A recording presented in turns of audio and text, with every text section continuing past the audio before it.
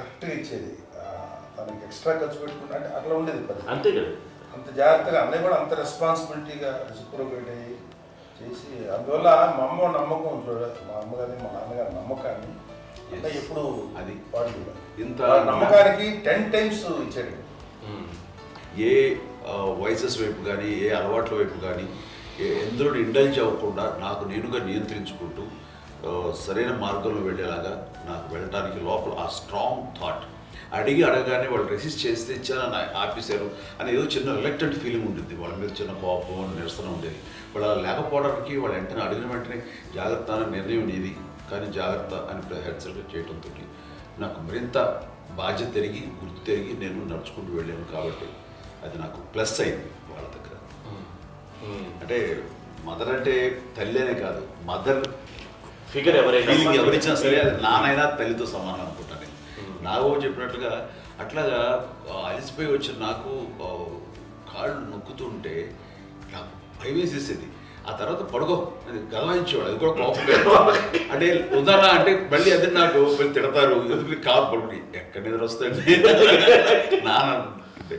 So ఆ రకంగా నాన్న తన ప్రేమ చూపిస్తుంటాను. ఆ తర్వాత గోండా టైప్లో కూడాను నేను ట్రైన్ కింద వెళ్తుంటే నాన్న అక్కడే ఉన్నారు, రాజమండ్రి దగ్గర ఆ ప్రాంతంలో. ఆయన చాలా కోపం చేస్తుంది, ఇలాంటి చేస్తుంటావు నువ్వు, ఏదైనా అయితే ఏంటి అనేది చెప్పేసి. ఏం పర్లేదన్నా ఏమవుతుందో అన్ని రకాల సేఫ్టీ అన్ని రకాల జాగ్రత్త తీసుకున్నాం. ఈ రోజు ఉన్నది సేఫ్టీ అప్పుడు లేదు. అయినా సరే రేపు పొద్దున నీ కొడుకులు ఇలాంటి పరిస్థితుల్లో నీకు తెలిసి వస్తారు అప్పుడు అనేవాడు. ఎన్నిసార్లు అనేవాళ్ళు నాకు నిజంగానే మగధీర టైంలో గుర్ర వ్యక్తుని ఆ రోడ్డు మీద పడిపోయాడు అని అన్నప్పుడు నాకు ఆ ఫస్ట్ టైం ఆ ఫీలింగ్ కలిగింది. అలాగే పీటర్ హెయిన్స్ అనేవాడు ఫస్ట్ మగధీరలో జంప్ చేస్తారు, మోటార్ బైక్ జంప్ చేసినప్పుడు ట్రైల్లో పీటర్ హెయిన్స్ అంత హైట్ నుంచి 20 feet 25 feet హైట్ నుంచి పడిపోయి మొత్తాన్ని బోన్స్ని ఎరగొట్టుకుని వాడు 7 నెలల వాడు ఇరప్పుడు హాస్పిటలైజ్డ్. అది వీడైతే ఏమో తలుచుకుని భయం వేసేసేది. అప్పుడు నాన్న గుర్తుకు వచ్చేవాడు, ఓహో వాళ్ళ టెన్షన్ ఇంతే లేదు, మనకి మన కొడుకు వస్తే తెలియదు ఈ మాట నాన్న ఎప్పుడు అన్నారని అనిపిస్తుంది. Sweet memories. అత్త కోడళ్ళ మధ్య అనుబంధం ఎలా ఉంటుంది? సురేఖ్ గారితో మీకున్న అనుబంధం గురించి చెప్తారా? మాకండి కోడలు కాదండి, నా కూతురండి. అంత బాగుంటాం మేమిద్దరం కూడా.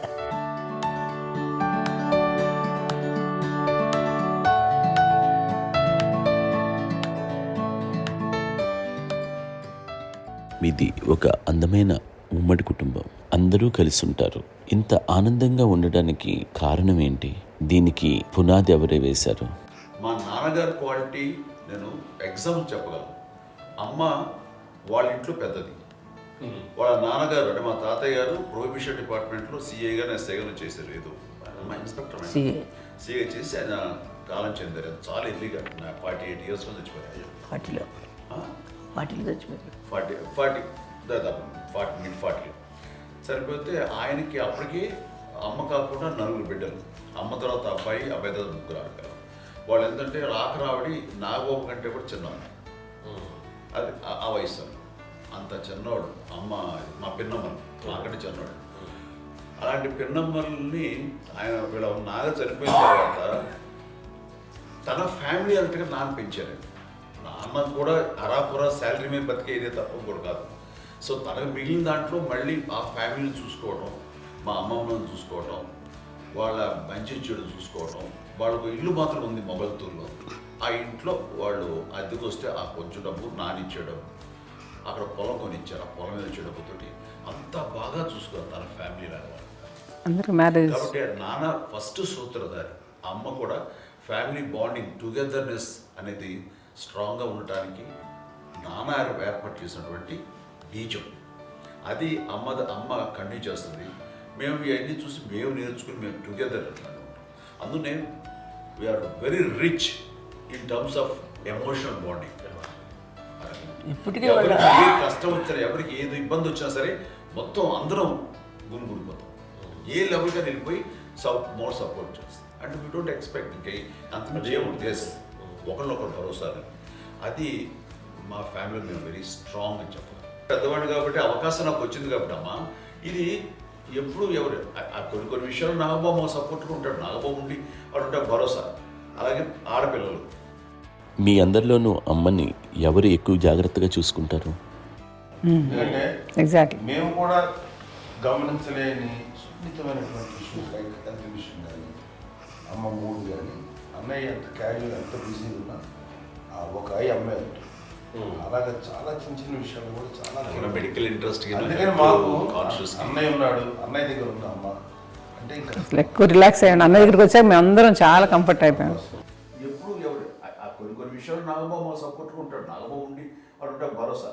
అలాగే ఆడపిల్లలు ఇట్లా ఒకళ్ళొకరు కాంప్లిమెంటింగ్ టు ఈచ్ అదర్ అండి. అవి ఒక్కరు కాదండి, అది వాళ్ళు ఆమె చూపించే ప్రేమగా నేను చెప్పగలను. కానీ బట్ దీని అందులో సూత్రధారి నాన్న తర్వాత అది అమ్మ మెయింటైన్ చేస్తుంది. ఇప్పుడు అమ్మ నా ఇంట్లో ఉంది అంటే మనవాళ్ళు వస్తారు, మనవాళ్ళు వస్తారు, ఆడబిడ్డలు వస్తారు, వీళ్ళబిడ్డలు వస్తారు, ఇల్లు ఎప్పుడు కలకలాడతారు అమ్మ. అది మేమందరం ఆచరిస్తుంటాం పండగలకి పబ్బాలకి. అది నిన్న మొన్న నాగబాబు వచ్చి చాలాసేపు కూర్చున్నాడు. నేను ఇంట్లో లేకపోయినా వచ్చి నాగబాబు కూర్చొని టైం స్పెండ్ చేసి వెళ్ళిపోతుంటాడు. అలాగే చెల్లెలు ఇద్దరు ఆల్మోస్ట్ ఎవ్రీడే మాత వస్తుంటుంది, తను కూడా వస్తుంది. నేను సాయంత్రం కూడా వచ్చి ఉంటుంది. అమ్మా మధ్యాహ్నం వచ్చి కదా వచ్చి ఇక్కడే భోజనం చేసుకో అలా ఉంటుందండి. ఈ తరం వాళ్ళకి మీరు ఇచ్చే సలహా ఏంటి? కలిసి ఉంటే బాగుంటుందండి. పిల్లలు తల్లి కలిసి అక్క చెల్లెలు తమ్ముడు అందరూ కలిసిమెలిసి ఉంటుంది. అన్యోన్యం ఉంటుంది, సంసారం నిలబడుతుంది. లేకపోతే ఏముందండి ఇక్కడ వెళ్ళిపోతారు, విడిపోతే ఎక్కడే పడబాడు అంతే. ప్రేమలు ఇప్పుడు లేవండి, తగ్గిపోయింది. మెకానికల్ చాలా మటుకు ఏదో ఇంకా వాళ్ళ పనులు చేసుకోవడం ఏదో జరిగిపోతూ ఉంది అనుకోండి. అంత ప్రేమలు ఎక్కడ లేవండి ఇప్పుడు ఈ రోజు. అంటే ఒకప్పుడు ఒకరికి ఇంకొకరు భరోసాగా ఉండేవాళ్ళు, అంటే అందరూ కలిసి సపోర్ట్గా ఇది చేయడం. ఎందుకంటే వీళ్ళ పెద్దనాన్నగారి పిల్లలు కూడా ఆయన చూసేవారు. మా నాన్నగారు అన్నయ్య గారు నాన్నగారు వాళ్ళ బిడ్డలు కూడా వాళ్ళ ఇక్కడే బిడ్డలు కూడా ఉన్నారు. నేనే పెళ్లి చేశాను. వాళ్ళని కూడా అమ్మాయి, వాళ్ళ ఆడపిల్లలు కూడా అమ్మాయి పెళ్లి చేశాను, ఇద్దరు పిల్లలు. చూడండి. నాన్న ఎట్లయితే తన చెల్లెలు చూసుకున్నారో అట్లే నాన్న తరపు అమ్మగారి పిల్లలు వాళ్ళు చనిపోయారు చెల్లి గారు, వాళ్ళ బిడ్డలకి పెళ్లిళ్ళు పేరెంటాలు అన్నీ చేసింది అమ్మాయి. అమ్మ అలా చేసింది కాబట్టి అది మాకు మార్గదర్శకం ఉంది.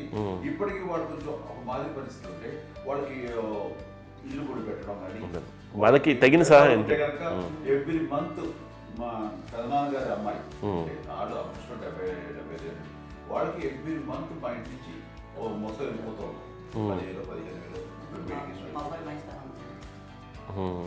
ఎన్నో సంవత్సరాలు వెళ్ళిపోతాను.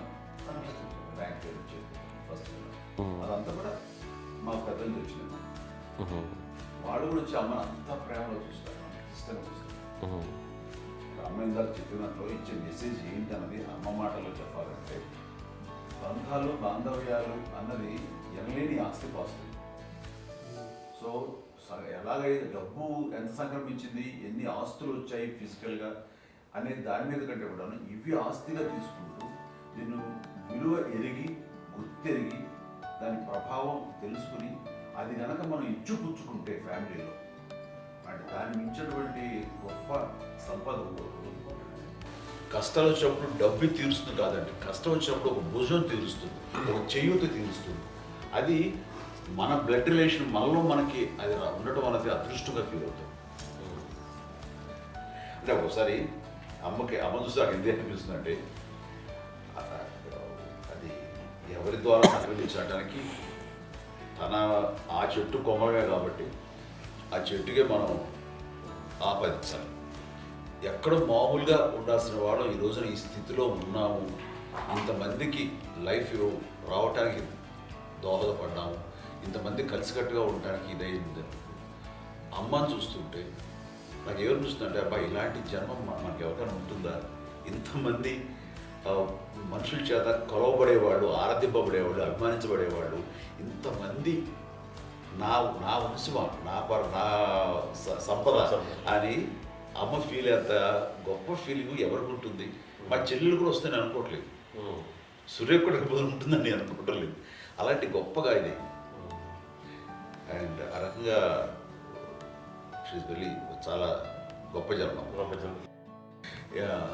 అమ్మకి చిన్న మానసికంగా చిన్న ఏదో ఒక డిప్రెషన్ ఏదో వచ్చింది, ఏదో నాన్న గుర్తుకొచ్చో నాన్న లేరనో లేకపోతే వాళ్ళ అమ్మగారు కూడా అదే టైం చనిపోయారనో తన దగ్గర ఉంటారు ఏదో ఉన్నప్పుడు మేము అందరం సపోర్ట్గా ఉండి మా కొన్నాళ్ళు నా దగ్గర ఉందిగా అని చెప్పేసి అప్పట్లో అమ్మ వేరేగా ఉంది. ఉన్నప్పుడు ఒకటే మాట అమ్మ నీలాంటి గర్భం అంటే అంజనమదే గర్భం అని బయట ఎన్నోసార్లు నా ఫ్రెండ్స్ కానివ్వండి, బయట కానివ్వండి, కొన్ని సందర్భాల్లో మీటింగ్లో కానివ్వండి, స్పీచెస్లో కానీ అన్నవాళ్ళు ఎంతోమంది అన్నారు. వాళ్ళు ఆ మాట అంటే రీజన్ తెలుసా నీకు? కోటాను కోటల్లో ఎంతమంది తల్లులకు నీకు వచ్చిన అదృష్టం, నీకు లభించినటువంటి వరం ఎవరు లభిస్తున్నావు? బిడ్డలు ఎంతోమంది చేత కొనియాడబడుతున్నారు, ఎంతోమందికి సహాయపడుతూ ఆ రకంగా వాళ్ళందరి యొక్క ఆశీస్సులు పొందుతున్నారు. కానీ ఎంతోమందికి నిరంతరం హెల్ప్ చేస్తూ వాళ్ళ ఇది చూసుకుంటున్నారు. అవి ఆ భగవంతుడు మీరు చేస్తున్న పూజలో ఉన్న ఆ భగవంతుడు మన నెక్స్ట్ తరాలకు కూడా మనకి ఇలాంటిది వారసత్వంగా ఇస్తూ అదే రకంగా కొనసాగించేలాగా మనకు అదృష్టం ఇచ్చారు. ఇంతమంది ఎవరు నీ నుంచి వచ్చిన వాళ్ళే నీకు ఇది ఎంత గొప్ప గర్భం, ఎంత గొప్ప జన్మ నీది. అలాంటి నువ్వు ఇలా అవటమేంటి? ఎంతసేపు ఇది హై లెవెల్లో ఉండాలి ఫీలింగ్స్గా నువ్వు కానీ. అంతే నువ్వు ఇలాగా కుంగిపోవడం ఏంటమ్మా చెప్పినప్పుడు ఇది నీది కాదు, నాది కాదు, నువ్వు నమ్ముకున్న భగవంతుడు నీకు ఇచ్చింది అనుకుంటావు కదా. నువ్వు ఆ భగవంతుడి కృతజ్ఞత తీర్చుకోలేక ప్రతిరోజు ఆయన ధ్యానించు, ఆయన పూజలో ఉండు, నీకు ఆయనే ధైర్యం ఇస్తాడు. అంతేగాని నువ్వు నెగిటివ్ సైడ్ ఆలోచించుకోమ్మా. మా అందరికీ పాజిటివ్నెస్ ప్రివైల్ చేసిన దానివి, ఇచ్చిన దానివి, అందించిన దానివి. అలాంటి నువ్వు నెగిటివ్ వైపు వెళ్ళిపోకూడదు అంటే అంతే. మళ్ళీ అటుపక్క ఎప్పుడు గెలలేదు. ఆంజనేయ స్వామి భక్తి ఆయనలో ప్రవేశపెట్టి చెప్పాలంటే ఆయనకి నేనే నేను నమ్మిన దేవుడు ఇంట్లో నేనే ఇంట్రడ్యూస్ చేశాను. నానంత ప్రగాఢంగా నమ్మి ఆయన దానివల్ల లబ్ధి పొందారు. ఆయన అందులో మమ్మల్ని మించిపోయే స్టేజ్కి వెళ్ళిపోయారు. ఆయనతోటి ఆంజనేయ స్వామితో ఇంటరాక్ట్ అవుతూ